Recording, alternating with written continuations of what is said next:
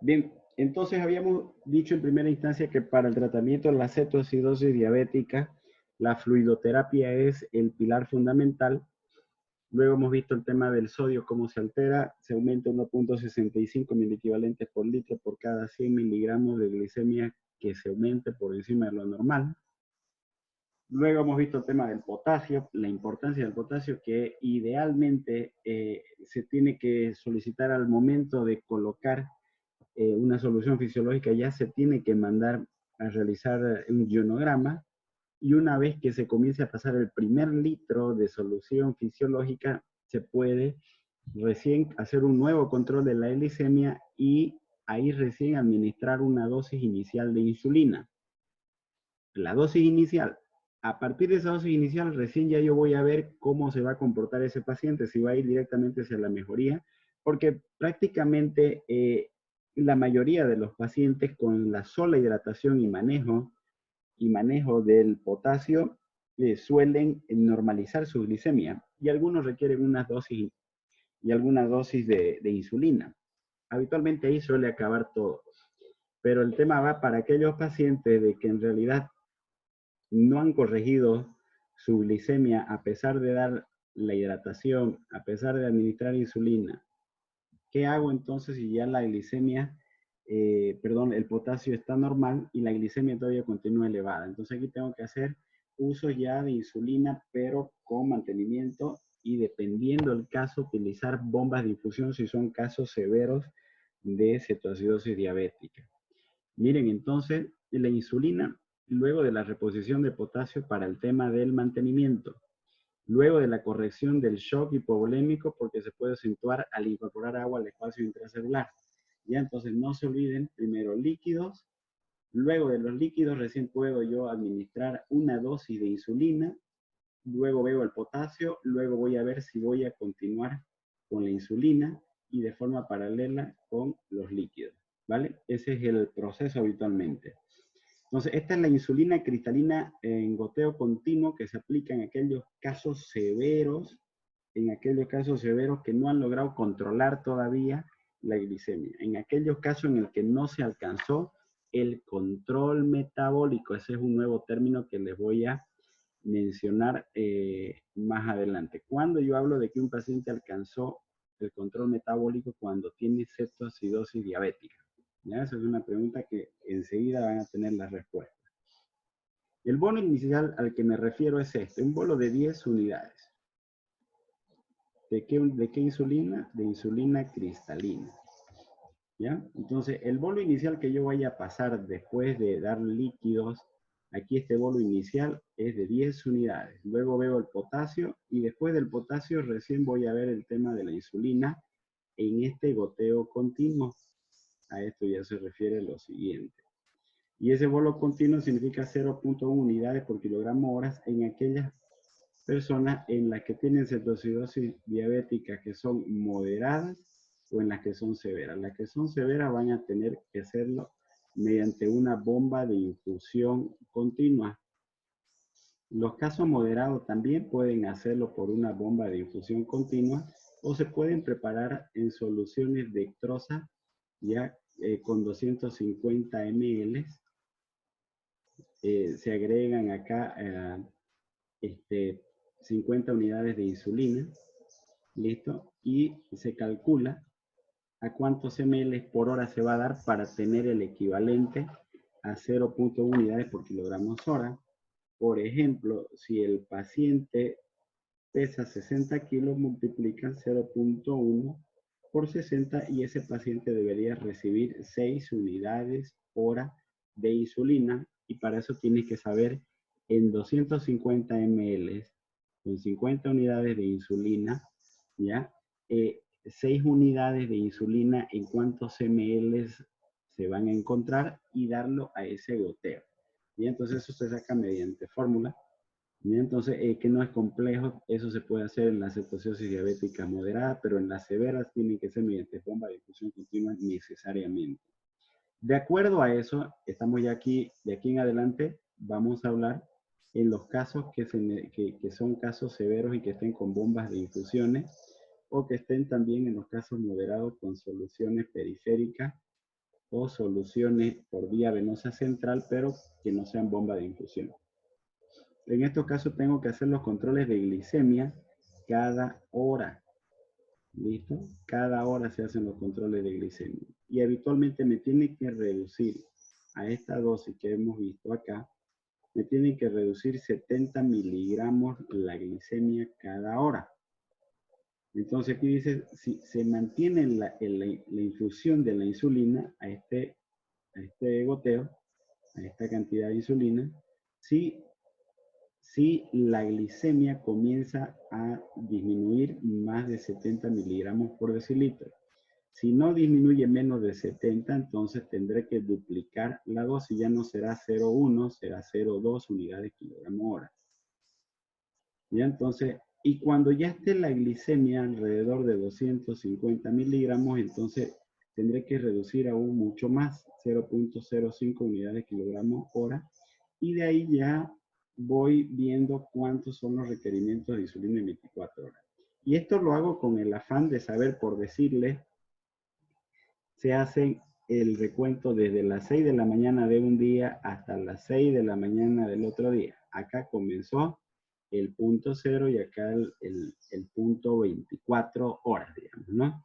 Aquí requirió 6 unidades de insulina. A las 8 de la noche, 5 unidades. Luego fue mejorando la glicemia, requirió 3. Luego alcanzó control de glicemia menos de 250, ya requirió 1 unidad. Y al finalizar las 24 horas requiere 1.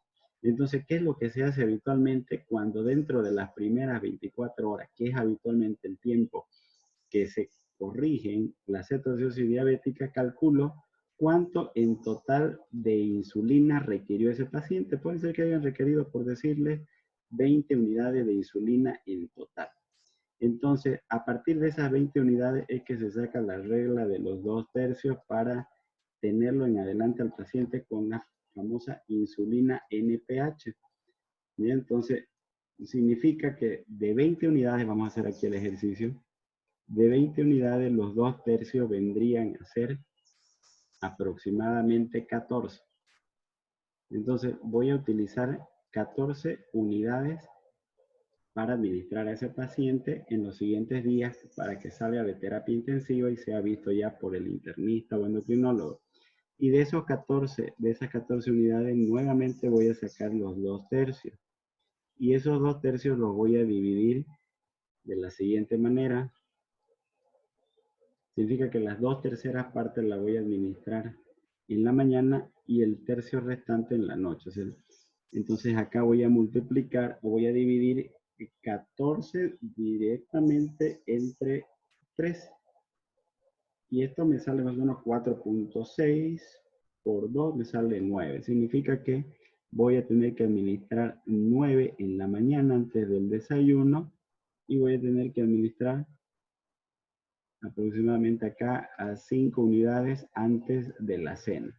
Entonces, de esa manera ya el paciente pasa a sala y el circuito habitualmente de que un paciente entra con cetoacidosis diabética es el siguiente. Primero, bolo inicial de insulina cristalina, luego goteo de insulina si es una cetoacidosis diabética moderada o severa, luego calculo cuánto en total de 24 horas requirió de insulina, luego saco los 2/3 que se va a administrar, pero ya no de cristalina, sino de PNPH, y de esos 2/3 que voy a administrar, ¿no es cierto? Vuelvo a sacar los 2/3 y de esos 2/3 veo los 2/3 de administrar en la mañana y el tercio restante en la tarde. Paso entonces de forma progresiva con las insulinas cristalinas, luego paso con la insulina NPH y ya en salas generales, después de 1 o 2 días, paso a los hipoglucemiantes orales para que el paciente se vaya a su casa. ¿Se dan cuenta entonces todo el circuito?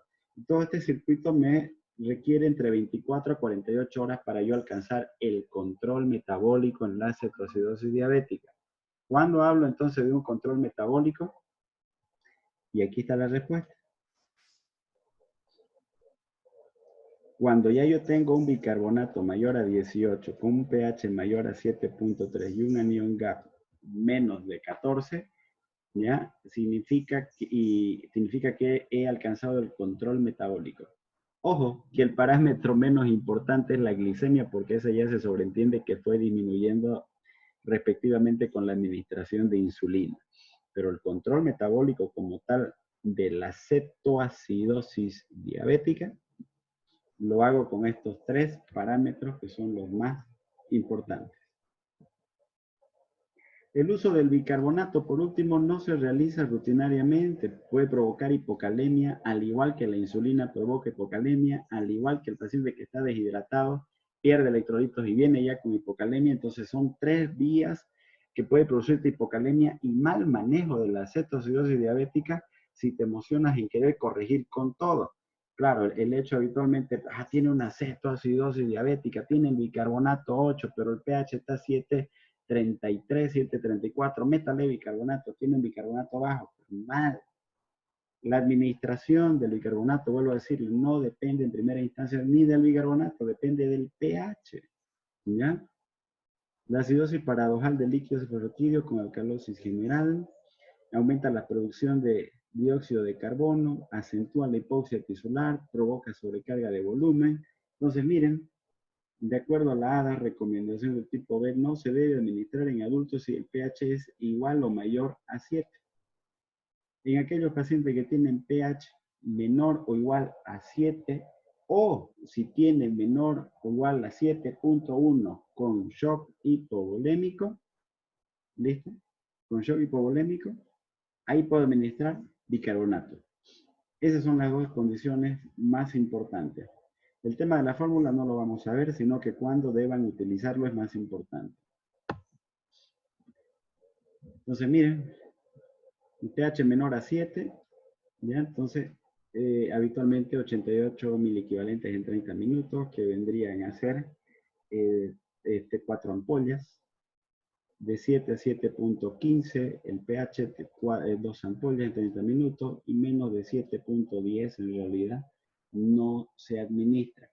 El tema está con aquel paciente que está en 7.18, 7.20, tengo que hidratarlo más, tengo que administrar insulina, manejar el potasio y tenerlo de forma cerquita al paciente y vigilándolo continuamente y ver que no me disminuya ese pH porque podría requerir en cualquier momento. No significa que no voy a esperar hasta que esté el pH 7.10 para administrarle bicarbonato, no, tampoco es así, no hay la indicación formal, ¿ya? La reposición de magnesio va muy paralelo al potasio. El magnesio es el cofactor del potasio habitualmente. Eso significa que cuando mi potasio no me aumenta y yo estoy haciendo reposición es porque no tengo magnesio en condiciones normales. El magnesio es como que el que le abre la puerta para que entre el potasio. ¿Listo? Entonces eso también es importante recordarlo. Entonces, miren, el tratamiento de la cetoacidosis diabética, el éxito depende de gran importancia, ya en base al constante y meticuloso monitoreo de los datos clínicos de laboratorio para hacer los ajustes apropiados en el tratamiento. Aquí algunas fórmulas para sacar el anión GAPS. Esta fórmula es más bonita. Ya, sodio más potasio menos cloro más bicarbonato. ¿Listo? Habitualmente suele ser 15 más menos 2, ¿ya? Y la osmolaridad plasmática, esta fórmula es la más utilizada, es muy buena. Y entonces si su sodio acá está 140, por decirlo, lo multiplican por 2, eso significa 2 veces el sodio, y cambian simplemente los valores. Glucosa dividido entre 18, más nitrógeno ureico dividido entre 2.8, etc. Y van a tener su osmolaridad plasmática. Y entrando ya al coma hiperosmolar y poliglicémica no cetóxico, aquí sí es importante que ustedes utilicen su fórmula de la osmolaridad. ¿Ya? Ahí sí es necesario porque si no, no encajaría dentro del coma hiperosmolar. Clásicamente el síndrome está definido entonces, miren, por una osmolaridad mayor a 320 con una hiperglicemia, miren acá, mayor a 600 miligramos y con ausencia de cuerpos cetónicos. Esa es la triada para poder decir que estoy frente a un paciente con estadio hiperosmolar no cetósico. Muchas veces me llegan pacientes o me mandan pacientes con, tengo un paciente que está con glicemia de 550, está como cosas pálidas, no está orinando y está un poco desorientado. Y le pregunto, ¿le ha hecho gasometría arterial? No, ahí está nomás sentado esperando la consulta.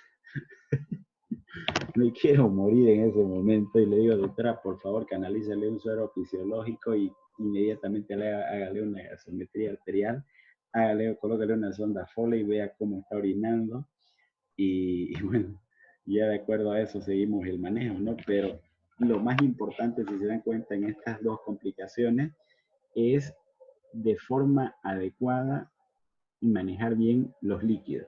En los estados hiperosmolares no se olviden que la hiperosmolaridad ya acarrea bastante glucosa. Cuando ustedes dan demasiado líquido, arrastran consigo glucosa. Y eso significa que está aumentada la osmolaridad y por lo tanto la diuresis suele ser osmótica. Entonces, ¿cuáles son los criterios? Miren, aquí están del estrés hiperosmolar no cetóxico. La glicemia es la que está mayor a 600, el pH suele ser normal, el bicarbonato normal, no hay cuerpo cetónico, la osmolaridad sí está mayor a 300 y esto que es importante, hay alteración de la conciencia. ¿Ok? No hay donde perderse en esto, no tienen nada que ver los cuerpos cetónicos, no tienen nada que ver aquí el tema del pH, está normal habitualmente, es un tema de osmolaridad. Entonces, hay hiperglicemia, hiperosmolaridad, hay deshidratación profunda, habitualmente más de 10, 12, hasta 20 litros se suelen calcular los déficits de agua que tienen estos pacientes. Hay una ausencia de severa cetosis y moderada acidosis. Se estima que representa el 10 a 20% de todos los casos de hiperglicemias graves. Suele presentarse en las personas mayores, no es común en los jóvenes. Sin embargo, la cetoacidosis diabética que se presenta en el diabético tipo 2, el caso más joven ha sido en personas de 20, 22 años que he tenido, personas bien gorditas. Y en estos casos, la mortalidad suele ir del 20 al 70%. No se olviden que la osmolaridad plasmática ocasiona una deshidratación celular profunda. Y hablamos de deshidratación celular no solamente a nivel periférico, sino también central neuronal. Por lo tanto, las manifestaciones pueden ser habitualmente neurológicas, ¿ya? Las 2/3 partes de los enfermos con este síndrome no tienen historia de diabetes y 1/3 de la parte restante tienen una diabetes de comienzo en el adulto. Son una pequeña parte de los enfermos que son dependientes de insulina habitualmente. Entonces, miren, la hiperglicemia, habíamos dicho que cuando es mayor a 180 me va a ocasionar glucosuria y por otra parte la hiperosmolaridad, salida de agua de la célula, deshidratación celular, coma. Y por otra parte la glucosuria, diuresis osmótica, pérdida de sodio, de agua, de potasio, shock hipovolemia, insuficiencia renal y ambos van a terminar en la muerte. ¿Ok? Entonces, no se imaginan, no sé si han visto ustedes alguna vez pacientes con estados hiperosmolares, hiperglucémicos, no cetóxicos, son cuadros bien complicados y estos sí, aquí no hay leve, moderado y severo, si se dan cuenta. Aquí el paciente que tiene estado hiperosmolar no cetóxico debe ser manejado en una unidad de terapia intensiva. Y con este no podés jugar de ninguna manera. Este sí debe estar metido en terapia intensiva para un mejor control. ¿Cuáles son las condiciones asociadas que pueden precipitar o complicar? Una insuficiencia renal crónica, porque imagínense que deshidratado y con insuficiencia renal crónica y tenga déficit de volumen y quiera pasarle alto volumen a un paciente que dializa, es complicado su manejo. Las neumonías, las hemorragias digestivas, los procesos sépticos, infartos, embolias, pancreatitis, diálisis, están asociados a las descompensaciones. Algunos medicamentos, los diuréticos, ¿cuáles de los diuréticos pueden estar asociados? La hidroclorotiazida. La hidroclorotiazida tiene varios efectos metabólicos y uno de ellos es que es hiperglucemiante, no se olviden. ¿Ya? Entonces, por lo tanto, contribuye este medicamento a los pacientes hipertensos que requieren hidroclorotiazida y son diabéticos, además, contribuye a que sus glicemias estén elevadas. Por lo tanto, mucho ojo en un paciente diabético, si no requiere la hidroclorotiazida, no le den porque puede ser el medicamento que esté todo el tiempo haciendo que esté aumentada su glicemia. Los corticoides, obviamente, la fenitoína, propanolol, diazóxido, cimetidina, clopromacina, los inmunosupresores suelen estar también asociados. El inicio puede ser insidioso durante varios días o incluso semanas hasta que se instauren. Es de evolución al inicio subaguda, pero una vez instaurado, ¿no es cierto? Entonces suele complicar más por los desequilibrios hidroelectrolíticos. En cambio, la cetoacidosis diabética es mucho más aguda que esta otra presentación. Aquí suele haber debilidad, ¿por qué? Porque hay pérdida de potasio y magnesio. Suele haber poliuria, polidipsia, por la diuresis osmótica. Hay altos datos de deshidrataciones severas con estados de hemoconcentración y alteraciones variables de los estados de conciencia. Como consecuencia de un incremento rápido de los niveles de glucosa, la producción de cetonas es ausente prácticamente. ¿Y qué es lo que ocurre? ¿Por qué en el estado hipermolar no cetóxico no hay cuerpos cetónicos como en la cetosis diabética? Fácil, porque la hiperosmolaridad bloquea la lipólisis. ¿Listo? Entonces no se olviden este detalle importantísimo. La hiperosmolaridad bloquea habitualmente la lipólisis. Los ácidos grasos libres en estado hiperosmolar son menores que en la cetosis diabética, lo que influye en tener menos sustratos para la cetogénesis hepática. Entonces estos pacientes están así, deshidratados severos, con hipotensiones ortostáticas o choqueados, con respiraciones profundas de Kussmaul, hiperpneicos, con distensiones gástricas o paralíticos. Todos los trastornos que van a tener son consecuencia de pérdida de agua, de sodio, de potasio y de magnesio.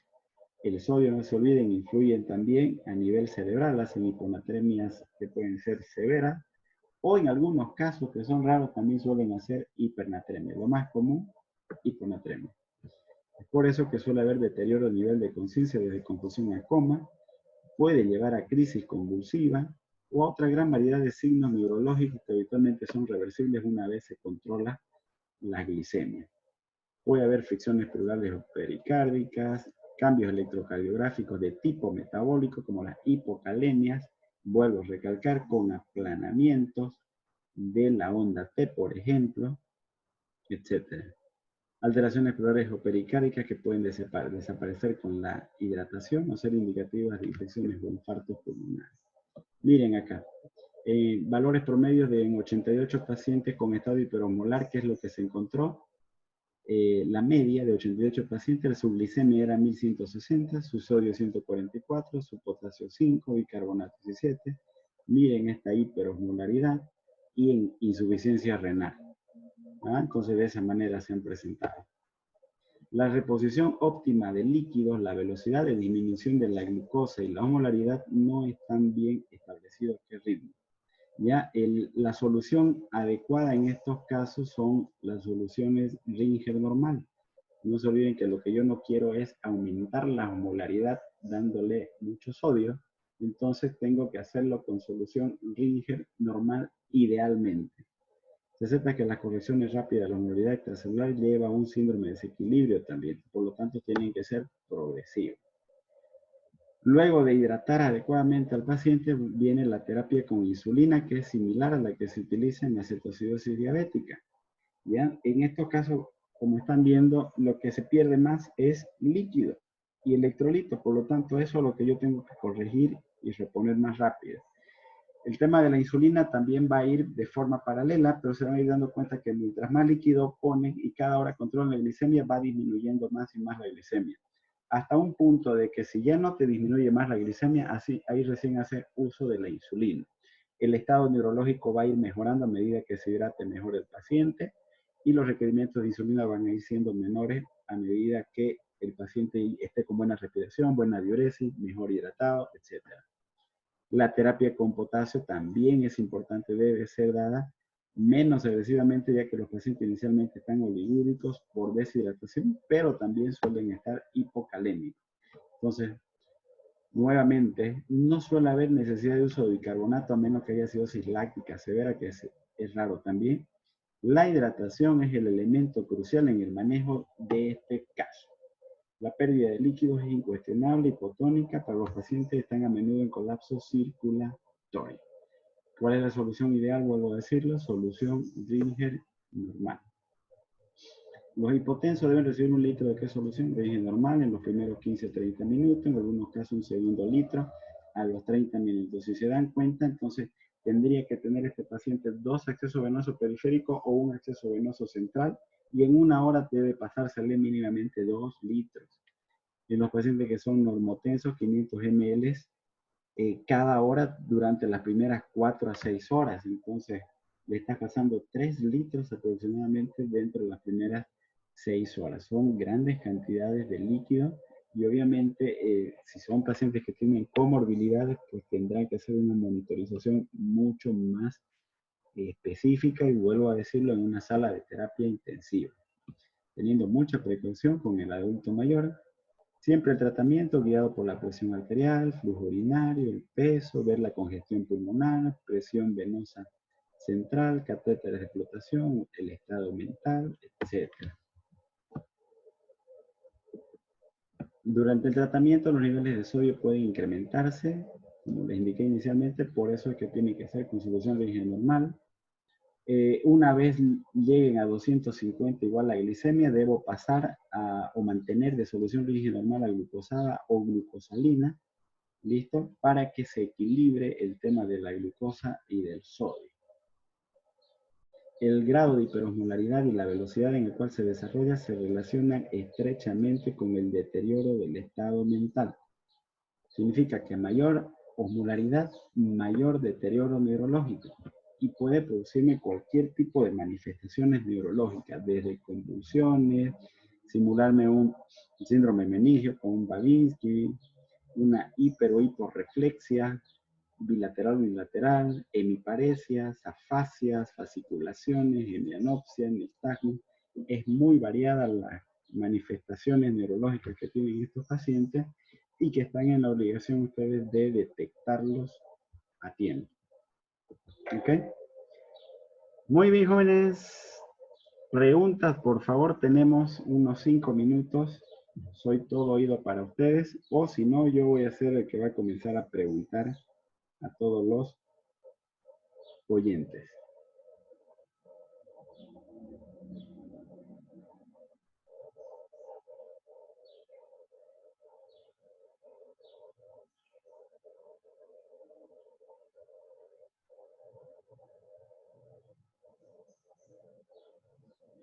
Los escucho, jóvenes.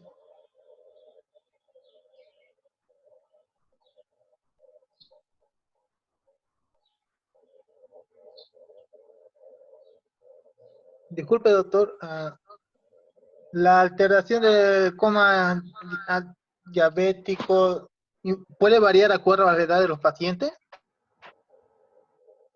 El coma diabético te puede dar por hipoglucemia, por cetoacidosis diabética, por estado hiperosmolar no cetóxico, ¿ya? Y va a depender, cada paciente, ¿no es cierto?, es un mundo diferente y depende no solo del paciente ni de la edad, sino también de la gravedad con que se presente o debute con su complicación, ¿ya? Entonces varía mucho. Los extremos de la vida son mucho más susceptibles y frágiles a las complicaciones y a los deterioros neurológicos. Eso sí está demostrado. Gracias, doctor.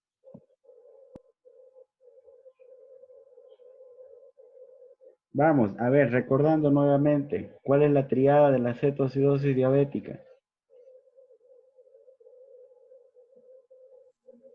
El pH. Cetónico y acidosis. Muy bien, a ver, ¿cuáles son los parámetros que se toman en cuenta para definir una cetoacidosis diabética?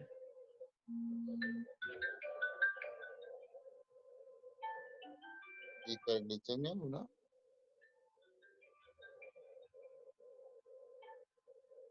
¿Cuáles son?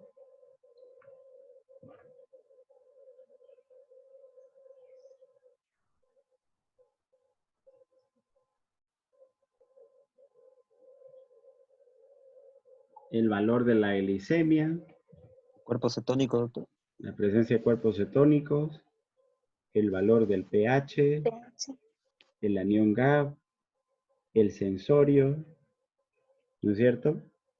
Entonces, ¿por encima de qué valor de glicemia yo sospecho de una cetoacidosis diabética? A ver, Lía. Por arriba de 250. Muy bien. Magda Lenny Rojas. ¿Por encima de cuánto sospecho un estado hiperosmolar no cetóxico?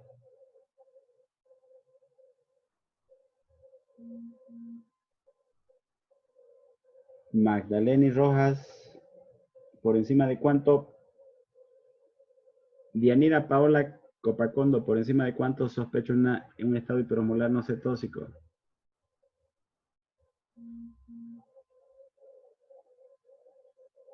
Dalia Velázquez.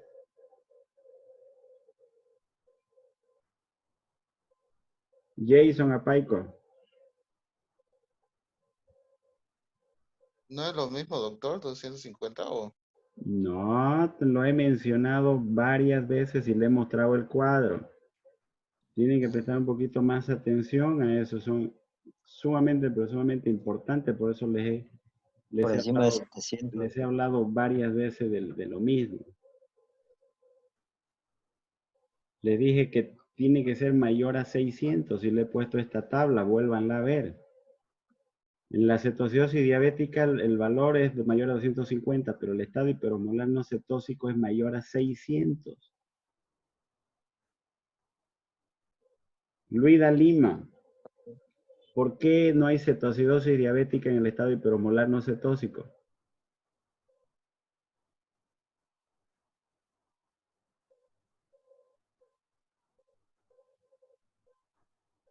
Paola Quintanilla, la misma pregunta.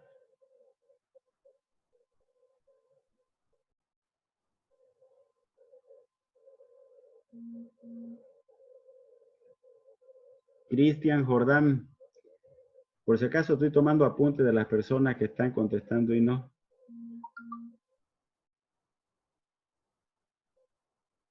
Ricardo Tapia,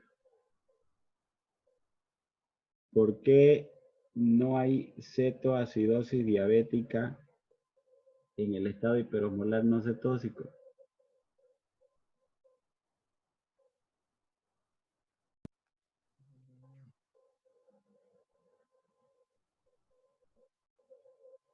Wilber Vanegas.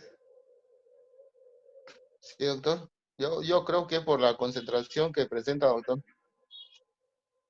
Víctor Escobar.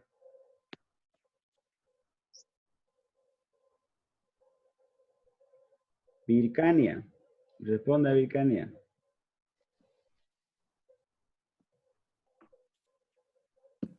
Sí, doctor. Acabo de mencionar hace unos minutos. ¿Cuál es la razón por qué en el estado hiperosmolar no cetóxico no suele haber cetoacidosis diabética? Doctor, ¿puedo responder? ¿Sí?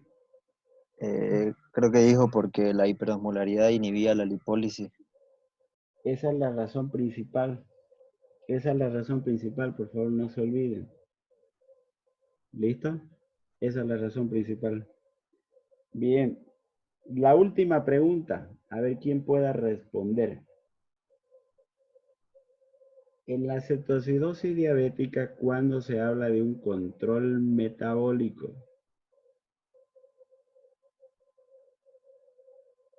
¿Cuándo se habla de un control metabólico en la cetoacidosis diabética? Jessica Lía Apaza. Sí, doctor. Vamos, responda. ¿Cuándo se habla de un control metabólico en la cetoacidosis diabética? Dijimos 3 criterios. Doctor, ¿no teníamos que ver bicarbonato o el pH? ¿Y qué más?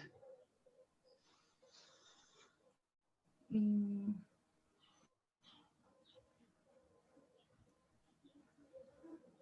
Ya, a ver, está cerca, está cerca. A ver, si hablamos del pH, ¿cuánto tiene que estar? Para decir que yo ya estoy en control metabólico.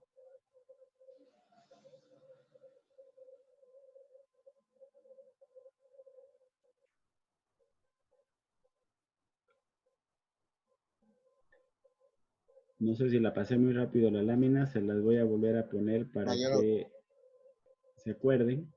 Son 3 los criterios, ya habíamos dicho, el pH mayor a 7.3. Habíamos dicho del bicarbonato, que tiene que ser mayor a 15 o 18. Habíamos dicho del anion gap, y el anion gap tiene que estar, ¿dónde está acá? El anion gap menor a 14 o 15 también. Estos son los 3 criterios. Se los mencioné. Y el cuarto criterio, si quieren, glicemia menor o igual a 250. Bicarbonato mayor a 18, pH mayor a 7.3 y anion gap menor o igual a 15. Listo. Para que no se peleen, listo. 15.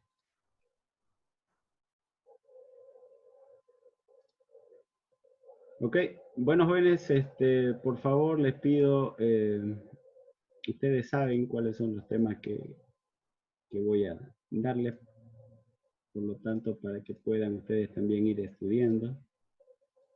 Nos falta, miren, en el tema de diabetes, la siguiente semana vamos a hablar. La siguiente semana vamos a hablar de